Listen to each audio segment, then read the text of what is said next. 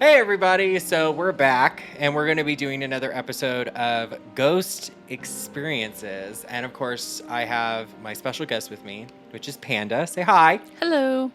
So, our last episode, shit's getting crazy because here's the thing. Panda, would you like to explain to everybody what happens with you and technology? If this shit fades out again right now, I'm going to scream. Okay, continue. So I've always had a problem with technology. Don't know why. But as a kid, I have had issues with computers dying, phones dying, causing problems, going on the fritz. Mm-hmm. I'm honestly surprised my current phone has lasted as long as it has, which the last one turned into a brick. A brick? Basically, it turned into a paperweight. Oh, it died. It died completely. It could not be turned on. Nothing could be retrieved from it. Christ. So the reason we're talking about this, and let me explain to you all, okay? Let me explain this, okay? I don't know if the episode's going to go live or not because I haven't even bothered to sit and actually try to see if I can retrieve it, fix it, or recover it. We recorded, 20 minutes and 10 seconds Yep. of your experience dealing with basically what we basically was the yellow room. Yes. And essentially, I can hear you laughing. So essentially, while we're recording, the audio just drops out. At a minute and 23 seconds. Yeah, a minute and 23 seconds. So like the music dropped out, your audio dropped out, my audio dropped out, and there's no reason under the sun for any reason why it should have happened because I'm literally looking at it. You can see the lines for the volume. The audio is there, but it is just not coming through. It can't be found anywhere. No, like it literally ghosted. No puns aside, like it straight up just went. You wanted weird, I brought the weird. So, not even intentional. But also, I should have remembered this because, given experiences, one, we used to live together at one point, right? Yes. So, what was it that you said earlier? I said that I would never. I was not allowed to touch any electronic device that belonged to you. Because it would die. Because it would die. It would cause some kind of problem. It would have to either be completely fixed or completely be replaced. And this is the reason why the only thing closest to you is the microphone. Which I love you, though. Which I have, in fact, actually touched a couple of times. Yeah, you have touched a couple of times. Now I'm starting to worry. I'm going to have to get some holy water and, clean it up or something and give it some sage. I'll call Daniel in here. Please bring the Pantos. And I'll have to put a crucifix around it or something. I don't know. I'm not saying you're possessed. I'm just saying, something's, kill the technology. Something is wrong with me that does not like technology. Okay, so hopefully I will be able to retrieve your story. If not, at some point we're gonna have to re-record it, which really sucks because everything that we recorded was really, really good. So now I'm gonna tell you about my experience. Okay, So little backstory. So over the past several years since I've been gone, off of social media, back and forth, and blah blah blah blah blah, I have been learning and reading about basically the Catholic Church. A little bit of obviously the Christian church. I was raised Christian Baptist, but I got into understanding more of paganism, and essentially the occult. But I wanted to learn more about demonology. I am still a huge fan of the Conjuring films. Love them. Don't know why, but I do.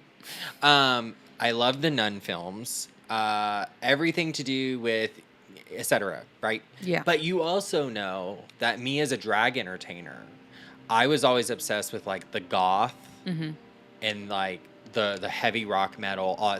Christ's sakes, I'm covered in tattoos, people. So I've always been a little bit different. And now my phone's trying to die on me. Panda. Anyways, Okay, anyway. I'm not touching anything, I swear. My arms are on the table. Not everything's Panda's fault. But God. Anyways, okay.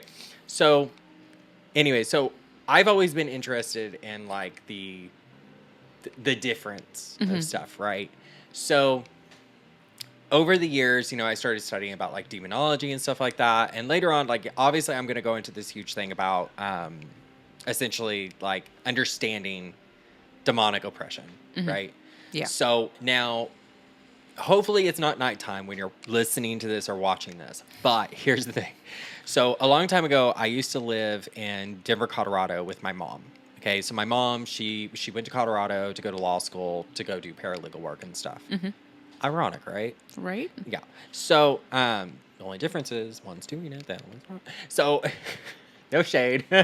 So anyways, so basically we're in Colorado, and my cousin Brittany and her stepbrother Justin and her friend Tracy. We were all downstairs in the basement, gold figure basement, which was actually my room, by the way. And we were playing with a Ouija board. Oh, okay. Okay. So you see where this is going, right? Yeah. Okay, so you see where okay, so somebody I will leave unnamed, not me, decided to ask some questions that were inappropriate. Well, needless to say, a couple of us ended up with some bruises and like scratches in places that literally do not make sense Yeah. at all. So for about a week to 2 weeks out, I started getting like I was really really sick. I was missing my grandma really bad because I was in Colorado, not in Oklahoma. My depression got really really bad. I started getting to the point where it was like I just didn't want to eat. It was really bad. Brittany was having similar effects, but it was like, her parents were there. Like she was a teenager. Everything she wanted was kind of like at her disposal. So Yeah. for me, in my perspective, it was like she really had nothing to be like upset about. But we started then realizing that more and more stuff started happening. And what I mean by more and more stuff started happening was like, it wasn't just me and my cousin. It was my mom. It was my aunt. We all started experiencing stuff. And one of the first things that I experienced was like, I woke up, I was like 1 a.m. in the morning, I had school in the morning, and I heard what I thought, at first I thought was my uncle, which is my aunt's husband, coming down the stairs. And the stairs are made of wood, they're old, so they do creak. But I literally woke up thinking that this is what I heard. And I thought, oh, okay, well, it's probably my uncle coming downstairs to get his lunch for like work or whatever. Until I looked at the clock and realized it's 1 o'clock in the morning. There's no way, everybody's asleep. Yeah. Right? Well, I kid you not, because where I'm at, so like so let's say we take a room that's like a 20 by 12, 11 size room, right? Yeah. Longer than it is wider. On one side is the basement door. And then right across from me, about 11 feet away, is going to be the bathroom door, my mom's door, and then I'm like in the corner on my bed with like a dresser and a TV on it. Yeah. And I'm sitting there realizing like, oh, it's early in the morning, whatever. And all of a sudden, I just see the bathroom door open. Completely, like, on its own. I remember, like, as a kid, I was maybe about 11, 12 years old. Super freaked out. Like, super freaked out. Like, to the point that I was ready to, like, piss myself. Like, I was super freaked out. Oh, that's understandable. Yeah. And I remember I got up enough courage to get up and go close it. So I got up and I went and closed it. And I remember as I grabbed the knob to close it, there was pull. Like, like when you open like a regular door that's not locked, it's just like open, like hanging open. Yeah. Usually you just grab it and you pull it and it just like closes. There's no resistance. Well, there was resistance. And or anything. Like there was a slight amount of resistance and then the door just slammed. And I was like, what the is that shit, right? My mom opens the door. She's like, what on earth are you doing slamming doors? It is like almost 2 o'clock in the morning. And I was like, I didn't mean to slam it. It opened on its own. I got up and I went to close it. And I was trying to explain to my mom. I was like, no. Something's not right. Something's going on. Mom didn't, she was big O skeptic. She didn't want to believe me, right? Yeah. You know how my mom is, Yeah. right? So, anyways, then after that, I decide my mom goes back to bed. I get in bed. And I'm laying there. I'm watching a VHS tape. You remember VHSs? Oh, yeah. So, watching a VHS tape. And this is like a brand new VHS. And guess what it was? It was The Labyrinth with David Bowie. Ah. Yep. I was watching that, and my TV goes instant static because it's one of those box TVs. Oh, yeah. So, and then the basement door opens. At that point, I was over it. I knocked on my mom's door, and she's like, "What?" And I was like, "My VHS isn't working." And of course, because I'm a child, my mom is just all like, "Stop seeking for attention." Blah. Mm-hmm. You know what I mean? Yeah. So my mom gets up. She's looking at it. She's like, "Oh, it's fine." She unplugs it, plugs it back in, and it starts working. Mm-hmm. She notices that the door is open. And so she goes over there to close it. Mm-hmm. And she's met with resistance. Ah. At this very moment, my mom goes, "What the hell?" Opens the door. And so when you open the door, in front of you is going to be an open door frame with a washer and dryer. Mm-hmm. And then on this side of you is going to be the staircase. The staircase has fabric on it. It's like carpet. Yeah. And then when you look at that open door frame that has like the washer and dryer, there's going to be a concrete wall here with a small slight opening that has basically a dirt bed because above it is going to be the back patio. Yeah. And then there's a slight little window right there in front of you on the wall. Yeah. In front of you. Mom opens the door, and I hear my mom scream. And she and here's the thing about my mom, okay? Like, my mom doesn't ever run. Mm-hmm. She was running. I thought that hell had froze over. Yeah. Like, I was like, "Oh my God, my mom can run." So anyways, so she comes running into the room. And literally into her room, leaves my ass behind. Okay, leaves me behind. Literally leaves me sitting on the bed. And I'm sitting there at this point crying. My mom is in her room. Mm-hmm. I hear my mom get her phone, a razor phone at the time, right? Oh, yeah. And she turns around. She literally calls her sister, which is upstairs on the 3rd floor, Mm-hmm. and goes, "There's a man in the house." Oh. Yeah. So I hear my mom saying, "There's a man in the house. There's a man in the house." So I hear Angie's door all the way up on the 3rd floor open. I hear it close. And then I hear Scott like, you get out of my house. Da, da, da, da, da. Mm-hmm. Nothing. It's quiet. Complete silence. There is nothing. So my uncle comes downstairs, looks at my mom, and goes, "What is going on?" My mom, straight up, freaked out. She was like, "No, there was a man in the house. He was at the top end of the stairs." Because whenever you look up at the stairs, there's a wall here, and then there is a guardrail on this side. Yeah. This way goes into the living room. This way goes into the kitchen. Mm-hmm. She said that there was a man, probably about 6 feet tall, all dark, dressed in quote unquote black, Mm-hmm. up at the top end of the staircase. And as soon as she looked up, he turned and walked right into the living room. Like, my mom was freaked out. But then nobody else saw it until probably about a couple of weeks later, Mm-hmm. when my cousin saw it. Oh. So my cousin was downstairs in the laundry room. Mm-hmm. And I was in the basement. I was in my room. This was during the daytime, okay? 4 p.m. in the afternoon. And remember how I told you that there was like that concrete wall and that small opening with the dirt space there? Yeah. So she's in the laundry room. I'm in the basement, Mm-hmm. in my area of my room. And I hear my cousin saying my name, going, "Stop poking me," and everything. And I opened the door and I was like, "What are you talking about? I'm in my room." She was like, "There's no way that you were just not in here." And I was like, "I don't know what you're talking about." I shit you not, when my cousin threw a whole basket of laundry at me and hit me in the face with it. Mm-hmm. Because out of the corner of her eye, she saw a black-faced figure in the corner of that dirt, like opening, Yeah. staring at her. Oh. So yeah, no, this went on and on and on, and then eventually my aunt saw it. Mm-hmm.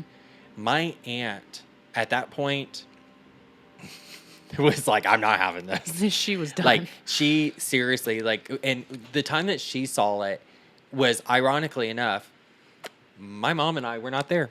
We were here in Oklahoma. We were visiting at that time. And my aunt called my mom and said, I believe you. I believe you. And my mom was like, what are you talking about? What are you talking about? And she was like, I went and I set the alarm on the house. She put in the digits, the codes and everything. And all the doors were locked. You knew that everything was locked because the alarm system would beep 10 times. And then if it didn't beep an 11th time, like erratically, if it did that, then it meant like there was a door that was ajar, a window that was open or something like that. Yeah. So you had to go and check everything. So, but if it beeped 10 times and then it stayed off, the house was locked. Yeah. Well, she's putting in the digits at like 10 o'clock at night, locking up the house. And she goes upstairs, gets ready to go to bed. So the master bedroom upstairs is huge. So you have like this big open space, and then there's a hallway to your right-hand side that leads to a giant walk-in closet and a bathroom. And she said that when she went in there, she flicked on the light, and when she did, whatever it was standing behind her in the mirror. So she was looking in the mirror. Yeah. And she saw it behind her. Yeah, she saw it behind her, and then she immediately freaked out. Her husband came running into the room. It was gone, and then she went downstairs, and as soon as she went downstairs, the alarm was going off. Why? Because right where my bed is downstairs, there's a small window above where my bed is, and it is basically like a drain. It's a window that's like no bigger than like, put Like it this way, one of those like shoebox size windows. basically, Yeah. but like it has an alarm on it. Well, as a child, I would have been able to crawl through it, but as an adult, there's no way I could get through it right now. Yeah. Right. So that window, completely open. Yep. So there is like tons and tons of other stuff that happened, and I remember like my cousin was like, "Oh, I have this bruise on my back. I have this bruise on my leg, my arm." At one point, like, you know, Brittany, she had went to the doctor at one point, and they thought that she was being abused because the bruises were indicative of like somebody grabbing her. Oh, shit. And everything. So there was a lot of stuff that was happening. Now keep this in mind, prior to this entire experience, everything was great. Like my uncle had a decent job, my aunt had a decent job, my mom had her job. School for me was going okay. I was somewhat happy about the fact that I was there, but wasn't because I missed my grandparents. Yeah. You know, everything was going great with everybody, right? Justin was only there for maybe like a month at a time because he had visitation with his mom in Oklahoma. Well, as a result of that situation,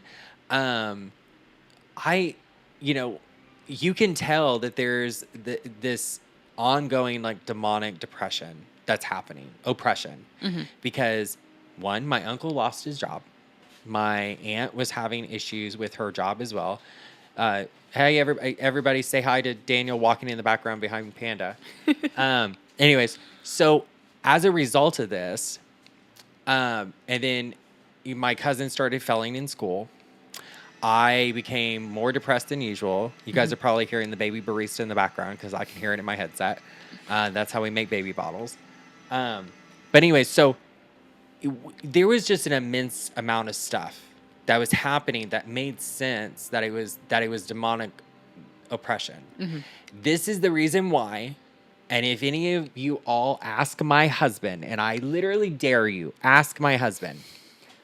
I don't okay, listen. No. You let me finish what I'm about to say. Okay, before you even butt in, you let me finish. I don't mess. I know that. I don't mess with black mirrors. I don't mess with Ouija boards. I will explain all this stuff as to the reason why, but I don't. But here's the thing, though. there is a real reason why I don't mess with that stuff. Because I've had experiences that I'm just all like, why would I want to intentionally experience it? Yeah. But yeah, no. I mean, now do you understand why? Yeah. But I mean, also too, a lot of those experiences shaped, I guess, me as a person because instead of spending most of my life like terrified of these things that like I just don't understand, I ended up, I guess, it's kind of like people that are like terrified of clowns. They become a clown, so they face their fears by becoming their fear. Yeah. So I became what I was afraid of, which was the macabre, the scary, the horror. You know what I mean? Spooky. The spooky. So I became all those things.